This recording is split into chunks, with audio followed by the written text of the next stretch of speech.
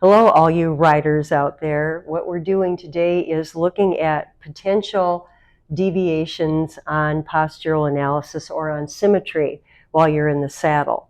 Now, I'm assuming a lot of you folks don't have one of these ladder barrels in your home.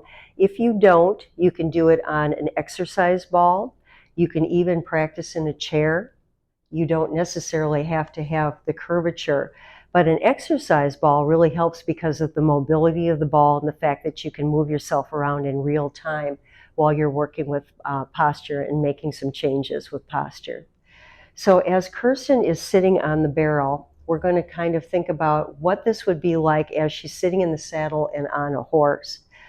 And we've talked about previously the postural analysis, just the basics of looking at front and side and back of the body. And then we talked a little bit more about the details regarding leg and foot and hand and arm placement. Now for us riders, we're going to put this all together, how this applies to symmetry while you're sitting on your horse. So when Kirsten is doing her job, which is being a riding instructor, and she's looking at her client, and of course she's cued into all these ideas, but right now we have a chance to just be quiet, not having to worry about a horse. So I'm going to be kind of, unfortunately, cutting Kirsten in half. I'm going to be looking at her lower body, and then I'm going to be looking at her upper body. So when I'm looking from the front, what I see right now is how your hips would normally fall. There's an outward rotation here.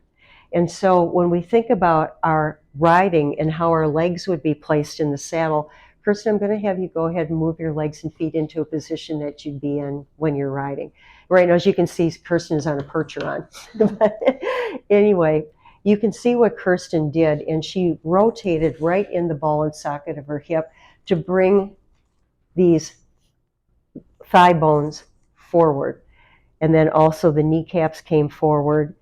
She brought the inside of her calf a little bit closer, and then her two toes went forward too.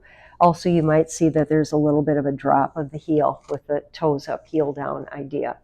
What I would be looking for then is how is Kirsten falling as far as one side to the other? Where are the knees in relation to each other? Where are the ankles in relation to each other? Where are the feet in relation to each other?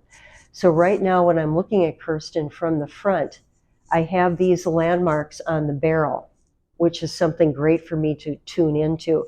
So I'm looking at her knees and where do they line up from there.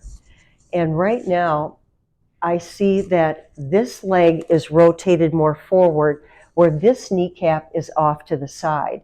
So I'd be asking, can we bring a little bit more rotation in here and yet leave this one where it was, because this one was set up very nicely.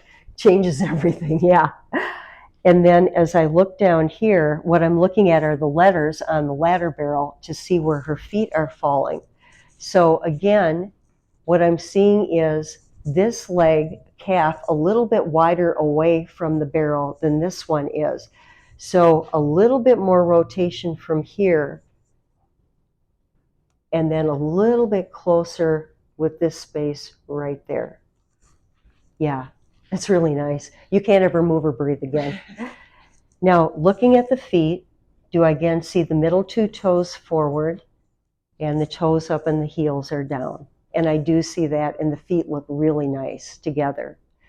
So we've taken care generally of this part of Kirsten. Now we want to travel up. And right now Kirsten is in her posture. We're going to be moving into riding posture, if you will. So we have a bit of that forward tilt of the hips again. So if we think about what we call the 3-point in riding, where we have the tailbone and then the two knobbies that we have, we're going to sit on those, and all of a sudden Kirsten engaged what we call the transversus abdominis, and also a tiny bit of flexion right up through the rib cage. And that just dropped that anterior tilt that she had into a really lovely plumb line. Now, when I'm looking at Kirsten from the front, again, I'm still going to look for symmetry, and I see a little bit of a collapse right through here. So I'm going to ask Kirsten to bring her ribs over to my fingers just a bit. Yeah, yes, very nice. And then it was interesting when you did that, I looked at the shift in the leg, and that really took care of that. So yay. Now, when we move up through the shoulders, again, I'm looking at, is she level on each side? And is she open through the collarbones? And let's take a look. Very nice. And then where the hands are placed on the thighs, nice and even. And there's a pretty even space between the inside of your elbow. This is a little bit wider, but not that much of a difference.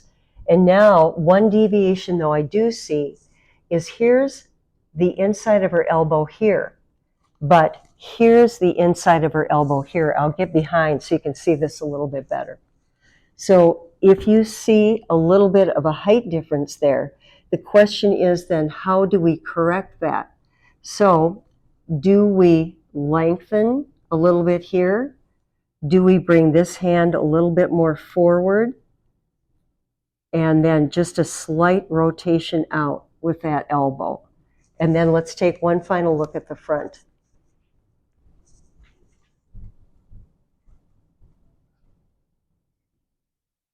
There we go.